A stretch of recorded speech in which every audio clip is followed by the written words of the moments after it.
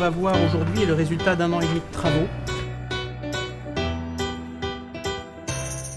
C'est un concours qui met en compétition des lycéens sur la thématique de l'environnement. Il leur est proposé d'étudier pour pouvoir présenter de manière artistique une réalisation qui va leur permettre de faire en sorte que toute la collectivité scolaire puisse être conscientisée, si on peut dire, par ce qui se passe dans leur établissement.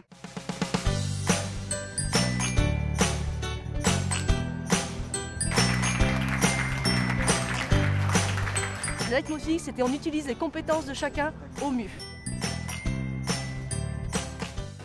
Le robot, c'est simple. Soit il se plie sur lui, ce qui indique que le lycée n'est pas un bon consommateur d'énergie, que ce soit électrique, chauffage ou au niveau des eaux. Soit alors il décide de s'étendre, de lever les bras vers le ciel, et là il nous indique qu'il est content et donc que le lycée a un comportement économe. Nous sommes partis sur le principe de recycler, bidouiller, transformer du matériel, principalement issu du matériel agricole, pour créer un objet qui évolue, un visage qui évolue en fonction de la consommation électrique. Nous allons délibérer en nous appuyant sur un certain nombre de critères, principalement un critère de mobilisation des élèves autour d'un projet qui va faire d'eux effectivement des éco-citoyens. Un critère d'esthétisme, puisque dans Fluid Art, il y a aussi le mot art. Un critère technique, c'est-à-dire de faisabilité.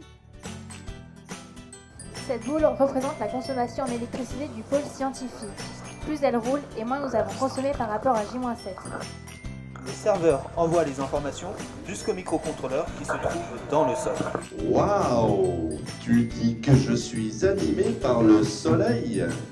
Oui, tu es autonome en énergie électrique puisque le panneau photovoltaïque sur la voûte recharge ta batterie. Ce sont 13 capteurs inductifs Schneider qui se chargent de définir la position de ta bouche, tes yeux, tes paupières et tes bras.